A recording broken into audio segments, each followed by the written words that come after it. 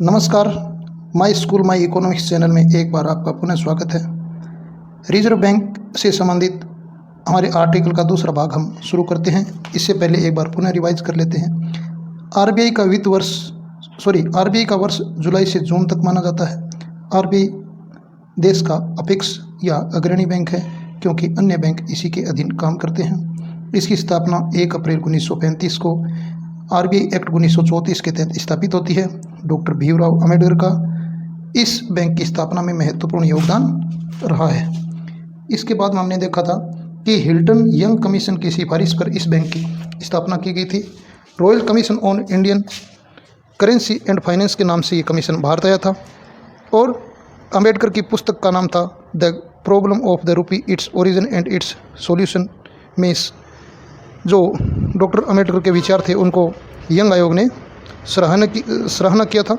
इसके बाद में हमने देखा था कि आरबीआई एक्ट 1934 जो ब्रिटिश लेजिस्लेटिव असेंबली के द्वारा पास किया गया था, इसके द्वारा 1935 में कलकत्ता में रिजर्व बैंक की स्थापना की गई, जिसे 1937 में मुंबई में स्थानांतरित कर दिया गया और आज़ादी के बाद 1 जनवरी 1949 को इसका राष्ट्रीयकरण कर दिया गया। फिर हमने देखा था कि इसके निदेशक मंडल में 4 डिप्टी गवर्नर और 1 गवर्नर होता है और 10 अन्य निदेशक होते हैं। इन सबकी नियुक्ति 4 साल के लिए भारत सरकार के द्वारा की जाती है।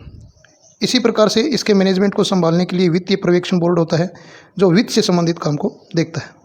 फिर हमने देखा था कि आरबीआई मुख्यतः 3 अधिनियमों के तहत काम करती है, जिसमें भारतीय रिजर्व बैंक अधिनियम 1934 बैंकों के कार्य पर नियंत्रण हेतु, फिर बैंकिंग विनियम अधिनियम 1949 वित्तीय क्षेत्र पर नियंत्रण हेतु, और अंत में 1956 में पारित कंपनी अधिनियम 1956, जिसके माध्यम से कंपनी के रूप में बैंकों पर नियंत्रण रखने का काम करता है। फिर हमने भारतीय रिजर्व बैंक के प्रमुख कार्य को देखे थे, जिसमें प्रमुख इस प्रकार है।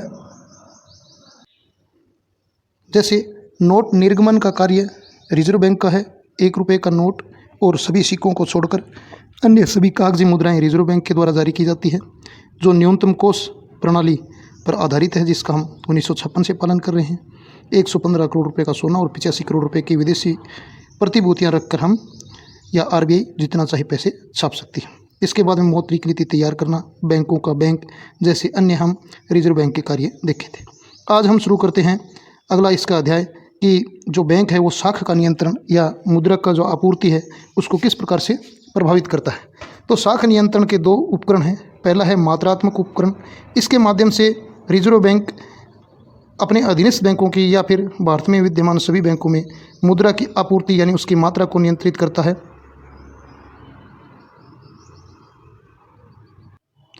जबकि गुणात्मक साख नियंत्रण के द्वारा बैंकों पर अन्य नियमों के माध्यम से साख सुधार और साख का विनियमन करने का काम करता है।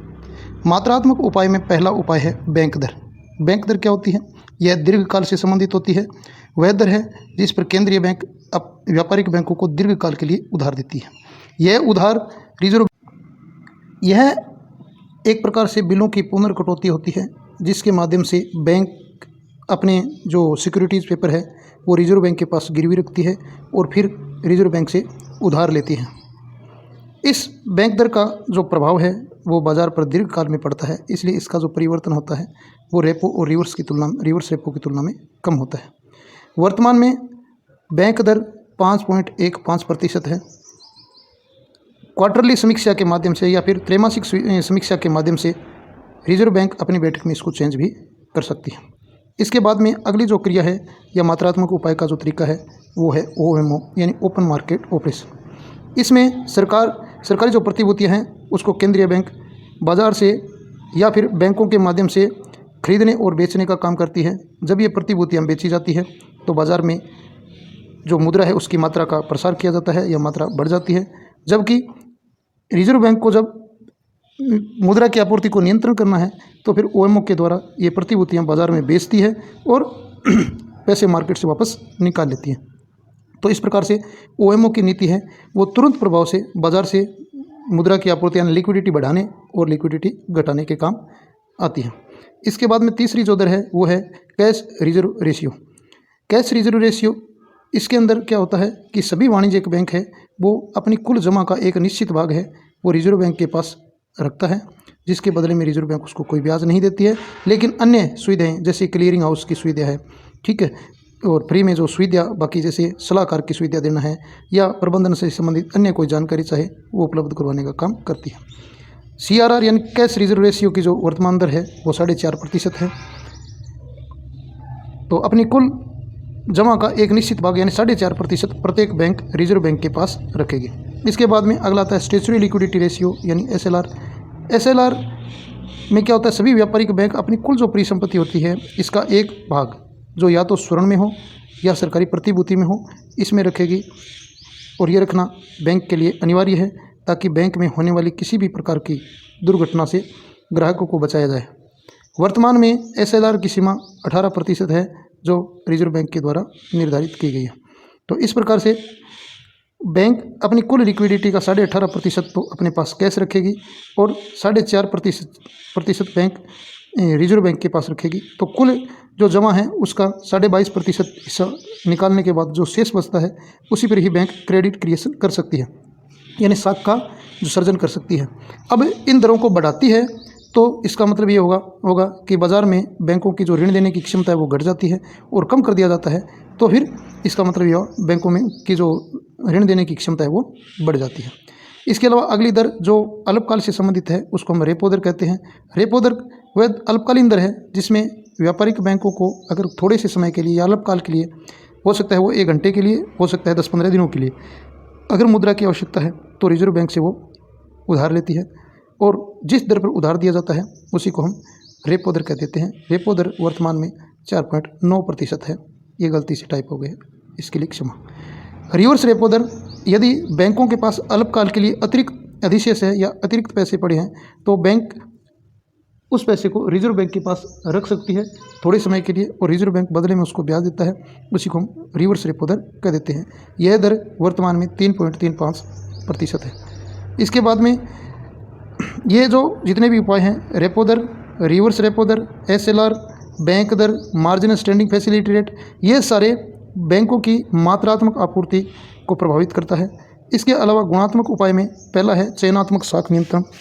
इस उपकरण के माध्यम से किसी क्षेत्र विशेष के लिए साख की व्यवस्था की जाती है रिजर्व बैंक के द्वारा। जैसे कृषि के लिए सरकार ने निर्धारित कर रखा है कि 35% ऋण कृषि क्षेत्र या हम वृहद लेवल पर कहें तो प्राथमिक क्षेत्र के लिए ऋण देना सरकार की बैंकों की बाध्यता है। तो इस प्रकार से साख नियंत्रण किया जाता है क्षेत्र विशेष के लिए। दूसरा है साख की राशनिंग कर दी जाती है। राशनिंग का मतलब उतना पैसा किसी क्षेत्र के लिए निर्धारित कर दिया जाता है, जैसे प्राथमिक क्षेत्र के लिए 35% का निर्धारण हो गया। इसके बाद में नैतिक दबाव, इसमें RBI बिना किसी नियम के बैंकों को जो आपसी अंडरस्टैंडिंग है इसी के माध्यम से सुझाव दे सकती है या फिर किसी काम को करने के लिए बाध्य कर सकती है। इसी को हम नैतिक दबाव में शामिल करते हैं। अगला है प्रचार के माध्यम से केंद्रीय बैंक अपनी कुछ पुस्तिकाएं निकालती हैं, कोई वार्षिक है, अर्धवार्षिक भी है, मासिक भी है। इन पत्रिकाओं के माध्यम से यानी RBI बुलेटिन के माध्यम से जनता को जन जागरूक करना है या बाकी बैंक के प्रति लोगों का विश्वास बढ़ाना है, ऐसे काम किए जाते हैं। प्रत्यक्ष कार्रवाई, किसी मामले में अगर रिजर्व बैंक से कोई बैंक कहवा नहीं मान रही है या फिर कोई अन्य कदम उठाना ग्राहक हितों के लिए ज़रूरी है तो रिजर्व बैंक प्रत्यक्ष कार्रवाई भी कर सकता है। जैसे हाल ही में यस बैंक के ऊपर की गई कार्यवाही इसी का एक भाग है। प्रत्यक्ष कार्रवाई में क्या होता है, बैंकिंग रेगुलेशन का अगर कोई पालन नहीं करता है, यानी RBI एक्ट 1934, 1949 या कंपनी अधिनियम 1956 का अगर कोई पालन नहीं करता है तो उस पर कार्रवाई की जाती है। बैंकिंग अधिनियम से परे जाकर कार्य करने पर रिजर्व बैंक प्रत्यक्ष कार्रवाई कर सकता है, जैसे यस बैंक है और लक्ष्मी बैंक पर। वर्तमान में सभी सरकारी बैंक और निजी क्षेत्र की 3 बैंक, ध्यान रहे, वर्तमान में सारी सरकारी बैंकें और 3 निजी बैंक, कौन कौन सी, एक ICICI बैंक, एक HDFC बैंक और एक एक्सिस बैंक, ये भारतीय रिजर्व बैंक के एजेंट के रूप में काम करते हैं। यानी रिजर्व बैंक का धरातलीय स्तर पर काम देखने के लिए सभी सरकारी बैंकों के साथ साथ ये 3 प्राइवेट बैंकें संभालती हैं। RBI की पूरी लाइफ में या पूरी जर्नी के अंदर अब तक RBI के गवर्नर कौन कौन रहे हैं, उनमें से महत्वपूर्ण गवर्नरों के नाम हम देखते हैं। जैसे RBI की स्थापना के बाद जो पहला गवर्नर बनता है वो ब्रिटिश अधिकारी होता है और उसका नाम होता है ओसबोर्न स्मिथ। 1 अप्रैल 1935 की RBI की स्थापना से लेकर 30 जून 1937 तक RBI के गवर्नर रहते हैं। फिर एक और ब्रिटिश अधिकारी गवर्नर बनते हैं। उसके बाद जो तीसरे गवर्नर बनते हैं वो भारतीय होते हैं, यानी भारत के पहले गवर्नर रिजर्व बैंक के गवर्नर कौन है? सी डी देशमुख है। जबकि रिजर्व बैंक के पहले गवर्नर ओसबोर्न स्मिथ है।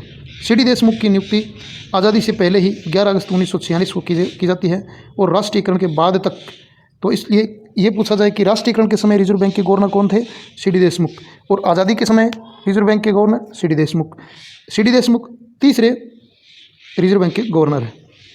तो इस प्रकार से आगे बढ़ते हैं। चौथे बेनेगल रामाराव, ये भी आर्थिक क्षेत्र के अंदर काफ़ी चर्चित नाम है, काफ़ी सुझाव इन्होंने दिए हैं, इसलिए इनका नाम इम्पोर्टेंट है, ध्यान में रखना है। चौथे नंबर के गवर्नर है रिजर्व बैंक के, और 1949 से लेकर 1957 तक लगभग 8 साल, यहाँ पर 7.5 साल 8 साल रिजर्व बैंक के गवर्नर रहे हैं। इसके बाद में 8वें बहुत ही महत्वपूर्ण है लक्ष्मीकांत झा, जिन्होंने कर संबंधी समितियों में भी हिस्सा लिया है, महत्वपूर्ण रिजर्व बैंक के गवर्नर रहे हैं। 8वें गवर्नर है, 1967 से 70 तक गवर्नर थे। एम नरसिम्हन अगले गवर्नर है, 77 में थे।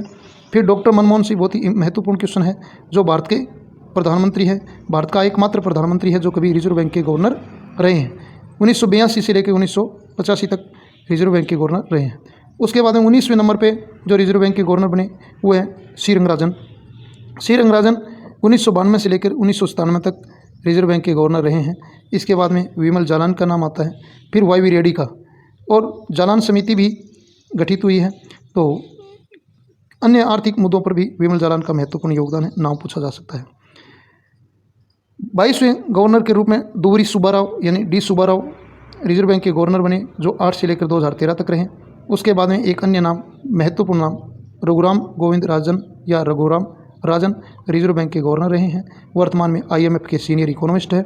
2013 से लेकर 16 तक ये रिजर्व बैंक के गवर्नर रहे हैं। उसके बाद में उर्जित पटेल 2016 से 18 तक रहे हैं, और वर्तमान में शक्तिकांत दास भारतीय रिजर्व बैंक के 25वें गवर्नर है या वर्तमान में गवर्नर है। भारतीय रिजर्व बैंक में एक गवर्नर के साथ साथ, जैसे हमने ऊपर बात की थी कि एक गवर्नर प्लस 4 डिप्टी गवर्नर होते हैं, और रिजर्व बैंक के 4 ही क्षेत्रीय कार्यालय है, जिसको हम उत्तर, दक्षिण, पूर्व और पश्चिम में बांटकर देख सकते हैं। यानी 4 रीजनल क्षेत्र बनाए गए हैं। क्षेत्रीय बोर्ड है, जिसके माध्यम से रिजर्व बैंक अपने कार्य को विस्तार या फिर धरातलीय लेवल पर करने में सक्षम होती है। भारतीय रिजर्व बैंक के रीजनल ऑफिस, क्षेत्रीय बोर्ड के अलावा 27 रीजनल ऑफिस है यानी क्षेत्रीय कार्यालय है, और 4 उप कार्यालय है। तो टोटल 31 कार्यालय है जिनके माध्यम से रिजर्व बैंक काम करती है। और ये कार्यालय मुख्यतः राज्यों की राजधानियों में स्थित है। मुख्यतः का मतलब कुछ हो सकता है दूसरी जगह है। इसको हम मानचित्र के माध्यम से देखें तो आप ऊपर से देख सकते हो, श्रीनगर है, जम्मू है, फिर चंडीगढ़ है, दिल्ली है, जयपुर है, अहमदाबाद है। अब जैसे मुख्यतः का है इसलिए क्योंकि गुजरात की राजधानी तो गांधीनगर है, लेकिन ये अहमदाबाद में स्थित है। तो इस प्रकार से हमने देखा कि रिजर्व बैंक के जो रीजनल ऑफिस है वो भारत में किस प्रकार से विस्तृत या फैले हुए हैं। तो इस प्रकार से रिजर्व बैंक अपने क्षेत्रीय कार्यालयों यानी रीजनल ऑफिस के माध्यम से अपने काम को आगे बढ़ाती है। फिर आगे बढ़ते हैं मौद्रिक नीति। मौद्रिक नीति क्या होती है? राष्ट्रीय विकास में 2 नीतियां महत्वपूर्ण होती हैं, एक राजकोषीय नीति, एक मौद्रिक नीति। राजकोषीय नीति भारत सरकार की होती है, जिसके माध्यम से आपूर्ति को संभव बनाया जाता है। करों से संबंधित सुझाव या करों को कम करना है, सब्सिडी देना है, उत्पादन बढ़ाना, ये सारे राजकोषीय नीति के उपकरण होते हैं। लेकिन यहाँ हम मौद्रिक नीति की बात कर रहे हैं, तो मौद्रिक नीति रिजर्व बैंक के द्वारा जारी की जाती है। महत्वपूर्ण प्रश्न है, पूछा जा सकता है कि मौद्रिक नीति कौन जारी करता है? तो मौद्रिक नीति रिजर्व बैंक जारी करता है। इसमें क्या होता है? मुद्रा और साख की मात्रा का नियमन किया जाता है, यानी मार्केट में मुद्रा की आपूर्ति कितनी है, साख का संचलन कितना है, उसको नियंत्रण किया जाता है। इसको नियंत्रित करने के लिए जो उपकरण चाहिए उसका जैसे हमने ऊपर पढ़ लिया है। मौद्रिक उपकरण के अंदर आप बैंक रेट, रेपो रेट और reverse repo rate, SLR, marginal standing facility rate आदि है, जिनके बारे में हम ऊपर पढ़ चुके हैं। फिर विभिन्न दरों का प्रयोग रिजर्व बैंक इसके द्वारा मुद्रा की आपूर्ति को बढ़ाने और घटाने के लिए करती है। यानी रिजर्व बैंक का मुख्य कार्य बाजार में मुद्रा की आपूर्ति को बनाए रखने का होता है। फिर मौद्रिक नीति के तहत जो रिजर्व बैंक जिन उपकरणों का प्रयोग करती हैं उनका संक्षेप में एक बार पुनः बता देता हूं। मौद्रिक नीति के जो उपकरण हैं वो इस प्रकार से हैं। जैसे नंबर 1 पर है नीतिगत दर। नीतिगत दरों के अंदर पहली दर है रेपो रेट। रेपो रेट जैसे हमने पढ़ा कि ये अल्पकालीन दर है, जिस दर पर रिजर्व बैंक जो वाणिज्यिक बैंक है उनको उधार देती है, उसको रेपो दर कहते हैं। उसके विपरीत में हमने रिवर्स रेपो दर पढ़ा था। रिवर्स रेपो दर 3.35 है। इसके अलावा मार्जिन स्टैंडिंग फैसिलिटी रेट जो 5.15 है, और इतनी ही बैंक दर है। सामान्यतः बैंक दर और मार्जिन स्टैंडिंग फैसिलिटी रेट दोनों बराबरी होती है। मार्जिन स्टैंडिंग फैसिलिटी रेट अल्पकाल के लिए रेपो दर के अलावा या रेपो की सीमा के ज़्यादा अगर किसी बैंक को पैसे चाहिए तो जिस दर पे दिया जाता है उसी को मार्जिन स्टैंडिंग फैसिलिटी रेट कह देते हैं। इसके अलावा एक दर और है स्टैंडिंग डिपॉजिट फैसिलिटी रेट, यह 4.65% है। रिजर्व रेशियो जिसको हमने CRR कहा था, उसके अंदर देखा कि CRR 4.5% और SLR यानी जो पैसा रिजर्व बैंक के पास रखा जाता है वो 4.5% है, और स्टैच्यूटरी लिक्विडिटी रेशियो जो प्रतिभूति के रूप में रखा जाता है वो 18% है। बैंक की जो बेस रेट है वो 7.25 से 8.8 तक है, यानी बेस रेट वो रेट होती है जिससे कम पर बैंक किसी को भी ब्याज पर बिना कम ब्याज पर उधार नहीं दे सकती है। पहले क्या होता था कि बैंकें सामान्य ग्राहक से ज़्यादा दरों पर मान लीजिए पैसे उधार देती थी, लेकिन जो उद्योगपति होते हैं उनको सस्ता ऋण उपलब्ध करवा दिया जाता था, मिली भगत या कुछ भी मान सकते हैं। लेकिन अब एक बेस रेट निर्धारित कर दी गई है।